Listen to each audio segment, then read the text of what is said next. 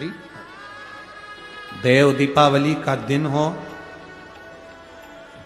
7 पुष्प, कितने फूल?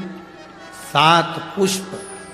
देव दीपावली के दिन कोई भी 7 पुष्प, कोई भी जो तुमको मिल जाए, 7 पुष्प अपने घर के पास में, घर के अंदर जो मटका होता है, हंडा होता है, पानी का बर्तन होता है, रसोई घर में जहां तुम पानी भर कर रखते हो, 7 पुष्प को उस स्थान पर रखिए देव दीपावली के दिन।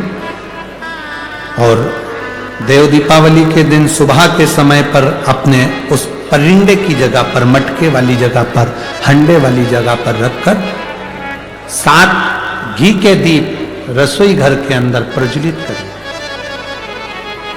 7 दीप की पूजन करिए और पूजन कर कर वो 7 पुष्प जब दीप ठंडे हो जाएं, पूर्ण तरह से आनंद के साथ सुबह के समय जब आप पूजन कर लें, उन 7 पुष्प को दिन भर में से कभी भी देवाधिदेव महादेव के दरवाजे पर, शिव के दरवाजे से मतलब है शंकर के ऊपर, अगर शिव के मंदिर नहीं जा सकते तो बेलपत्री के नीचे, बेलपत्री के नीचे भी नहीं जा सकते तो पवित्र नदी के तट पर, या पीपल के वृक्ष के नीचे, या आंवले के वृक्ष के नीचे वो 7 पुष्प को अपनी कामना कर कर लक्ष्मी प्राप्ति के लिए कुछ देर रख दें।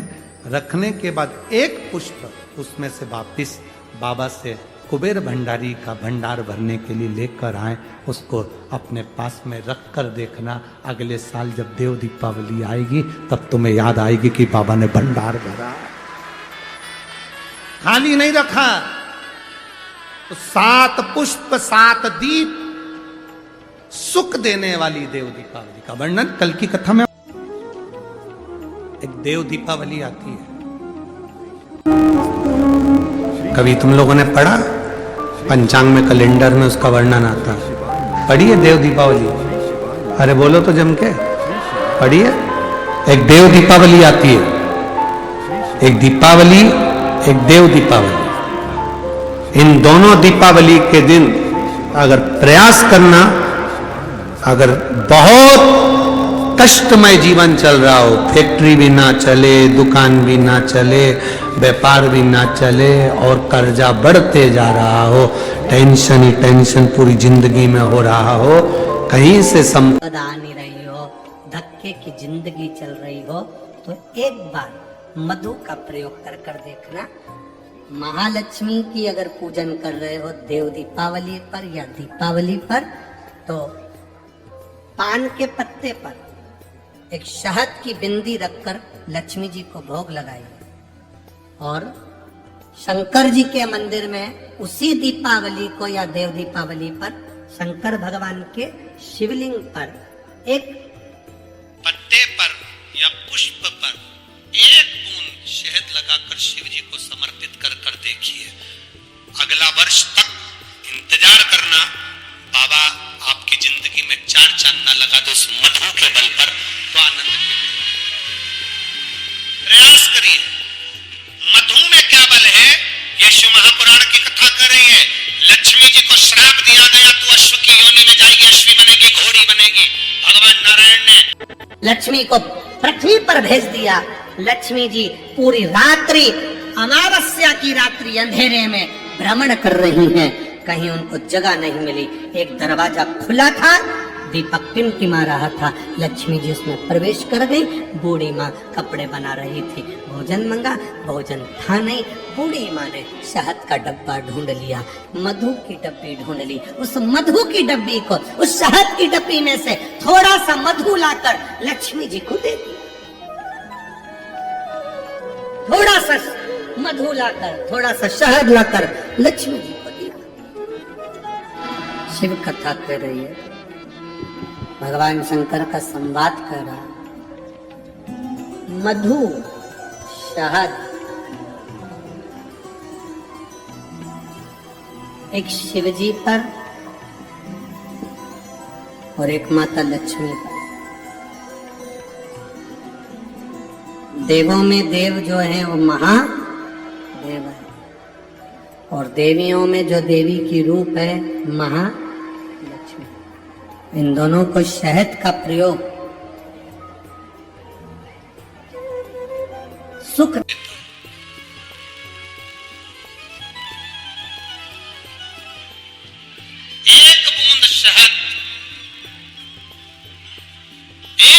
शहद देवाधिदेव महादेव को चढ़ाया उसका फल है, एक बूंद शहद माता लक्ष्मी को चढ़ाया उसका फल है। शिव महापुराण की कथा कहती है बूढ़ी माँ का पूरा मकान जो झोपड़ा था वो पूरा बन चुका था। एक बूंद शहद माँ लक्ष्मी चाट रही।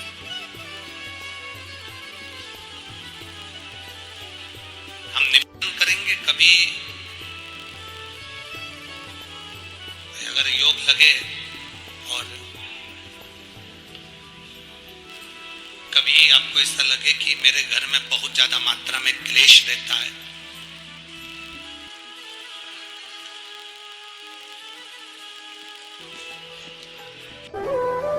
बहुत ज्यादा मात्रा में क्लेश रहता हो, बहुत झगड़ा, परिवार में विवाद, तो प्रयास करा करो जब आप देवाधिदेव महादेव को जल चढ़ाने के लिए जाएं और प्रदोष का यदि दिन हो या महीने की शिवरात्रि हो या प्रदोष का दिन हो तो उंगली में ही भले एक उंगली में जरा सा शहद लगा कर ले जाओ और अशोक सुंदरी वाली जगह पर और शिवलिंग पर उस शहद को लगाकर जल चढ़ाने का प्रयास करो।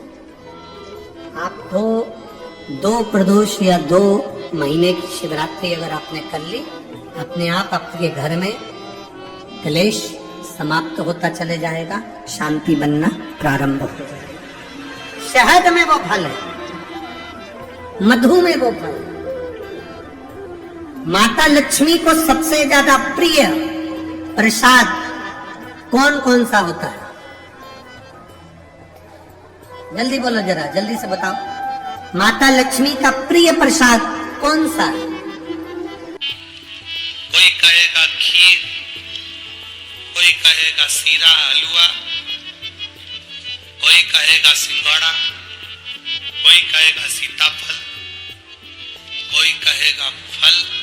पर माता लक्ष्मी के लिए सर्वश्रेष्ठ अगर कोई पकवान है, माता लक्ष्मी के लिए अगर सर्वश्रेष्ठ यदि कोई भोग है, अगर कोई ने किसी दीपावली के दिन अगर लक्ष्मी जी को शहद का यदि भोग लगाया है तो उसके घर में कभी गरीबी नहीं आ सकती, वो उन्नति की ओर बढ़ता है।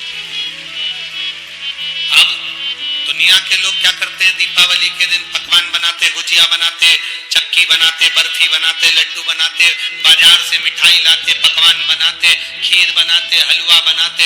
दुनिया का सारा भोग माता लक्ष्मी को दीपावली के दिन लगाते हैं, पर बहुत कम लोग होते हैं जो लक्ष्मी जी को शहद का भोग लगाते हैं। मेरे हिसाब से तो यहाँ भी जितने बैठे होंगे इसमें भी कुछ ही होंगे गिने चुने जो लक्ष्मी जी को शहद का भोग लगाते है। कोई है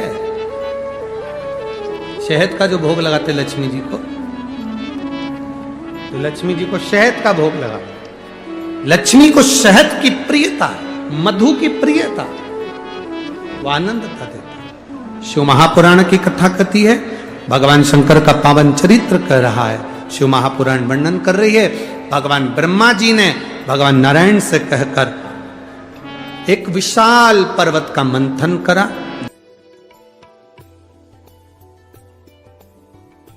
सब बोलिए एक बार जमकर, श्री शिवाय नमस्तुभ्यम।